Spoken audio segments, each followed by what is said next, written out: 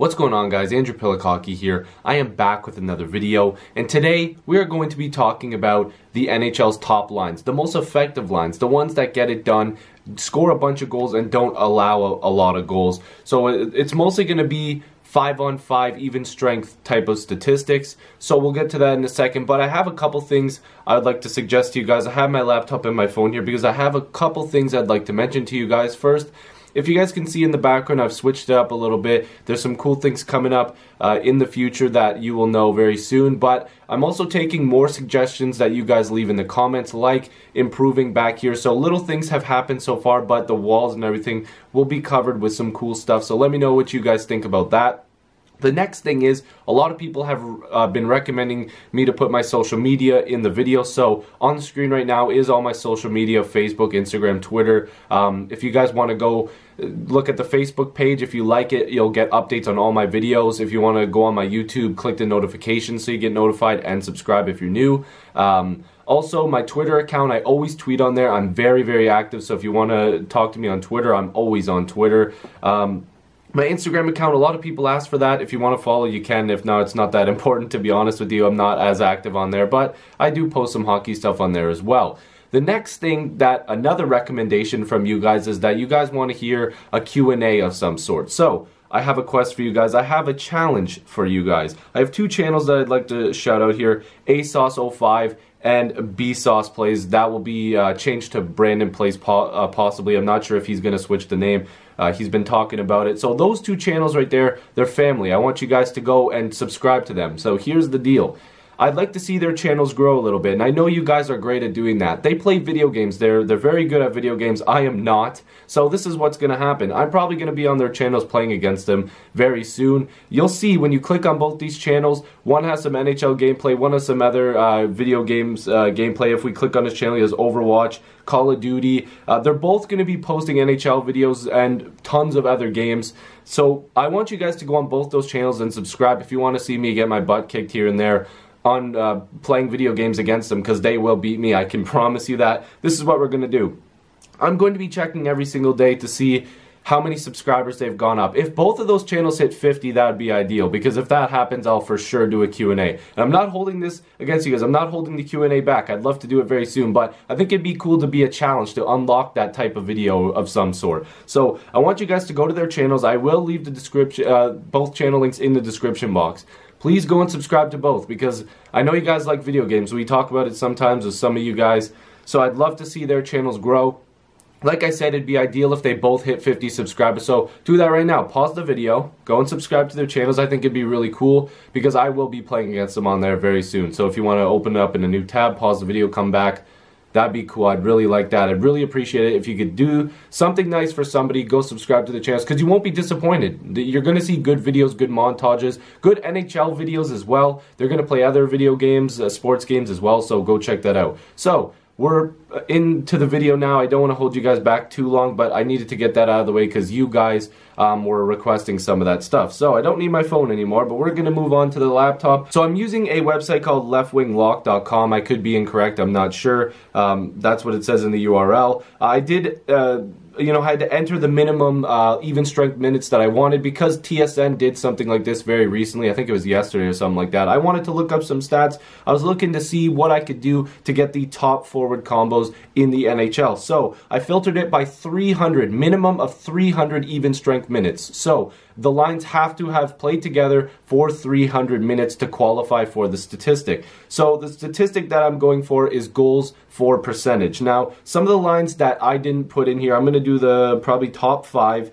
The lines, some of them, like Brown, Kopitar, and Afalo. Am I saying that wrong? I've never heard of him, to be honest with you, and that's terrible, but I really haven't. Some other lines like Eberle, Barzal, and Ladd, Draisaitl, McDavid, Maroon, they didn't make the cut for what I'm going to talk about. We're going to do the top 5 here. So at number 5, 4 goals for percentage, which means that they're on the ice for more goals than goals for than goals allowed on their team. The first line that I'm going to talk about here is the McKinnon, Landeskog, Rantanen line that has 29 goals for and 14 goals against, and that is good for a 67.4 percentage. So 67% of the time they're on the ice, it's going in their favor, which is very good. They've in even strength, minimum 300 minutes, they've only given up 14 goals. The Colorado Avalanche have been much better this year. It's really cool to see that McKinnon, Landeskog, and Rantanen are doing so much better. This line has been very good. 29 goals for, 14 against on even strength, minimum of 300 minutes. So they have been very productive. At number 4, out of the top 5 line combos that I'm going to be talking about when it comes to goals for percentage is FERLAND, Monahan, and Gaudreau, and they have been so good this year. 25 goals for, 12 goals against even strength minutes, and 67.6%, so probably 68%. They have been very, very good. Obviously, those two lines are pretty close together. We've seen Calgary come back. They've been better than they were to start the season. They hit a bit of a bump and now they're playing better, and this line is definitely a huge part of it. Monahan, Gaudreau, and FERLAND have like this crazy chemistry going, and it doesn't surprise me that their goals for percentage is pretty much 68%. They have been fantastic, and that's why they're on this list. When they're on the ice, the puck is going in. At number 3 out of 5 of the lines I'm talking about today is Philadelphia. Philadelphia's top line, Voracek, Couturier, and Giroux. They have 23 goals for, 10 against, for a good for about 70% goals for ratio, which is very, very good. This line has also been good. Philadelphia hasn't been great. Giroux and Couturier, Voracek, they're just putting up impressive numbers. I think what's really impressive is you're starting to see now the goals against numbers obviously going down, and 10 even strength goals against is actually not too bad, especially how the Flyers have been off and on, and most of the time not very good. But it's good to see that this line is good. I really like Giroux. Couturier and Voracek are having great years, so they have been an offensive juggernaut type of line, but they are getting it done in the defensive end as well. At number 2 is some familiar faces for me. Toronto's top line, Austin Matthews, Zach Hyman, and William Nylander. 22 goals for, 8 goals against, good for 73%. They have been pretty unreal, and to be honest with you, I knew that they could score goals. Like 22, that's great. Minimum 300 even strength minutes. But the goals against number kind of surprised me a little bit. 8 goals against even strength. I honestly thought they were on the ice for more goals against in the minimum of 300 minutes. They have been very good. And I have to be honest with you, that percentage is pretty good, because I'm getting on that line sometimes, even though they have been great for the Toronto Maple Leafs. I'm going to use great a lot in this video, apparently.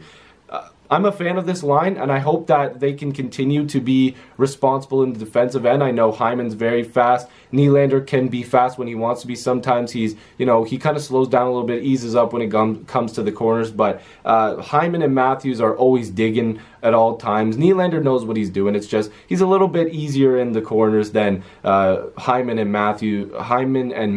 Sorry, they're a little bit more of the eager type of player to go after a puck, and Matthews back checks very well. And so does Nylander and Hyman. It's just Matthews, I think, has a very good knack at keeping the puck on his stick at pretty much all times. So, again, very cool to see them at number 2. At number 1, a lot of people shouldn't be surprised by this. It's Boston's top line, Pastrnak, Bergeron, and Marchand.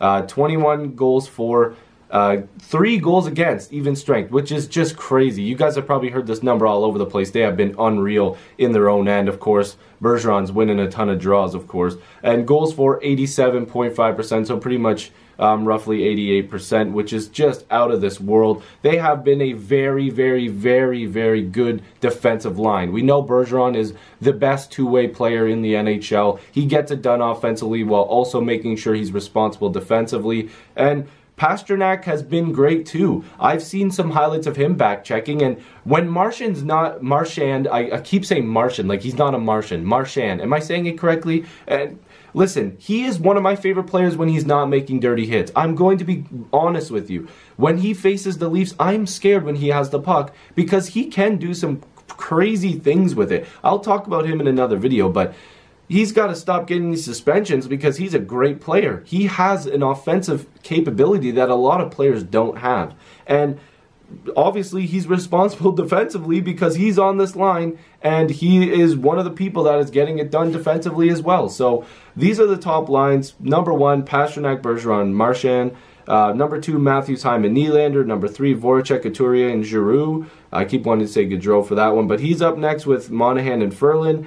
and Colorado, Landeskog, McKinnon, and Rantanen. So those are the guys that are getting it done defensively, and while also being a little more responsible defensively. There's a lot of lines on here that you probably would have expected Tampa's lines, but maybe they're just not as good defensively. Marchessault, Carlson, and Smith are pretty close to being on this. Like, they're off by point something, 0.6 or 7, I can't remember. These numbers will change every day too. I'm recording this video on January 25th. If you're watching it on January 25th, thank you. If you're watching this on another day, then you can compare the numbers, see where they were last week or a month in time, wherever you guys want to check up on that. So yeah, thank you guys for watching, and if you want to follow me on social media, I'll quickly put it on the screen again for you guys. I put it at the beginning as well. Go subscribe to the 2 channels I recommended in the description box. Remember, if they get to a certain amount of subs, I'll be doing a Q&A. I'll see you guys in the next video or stream. Peace.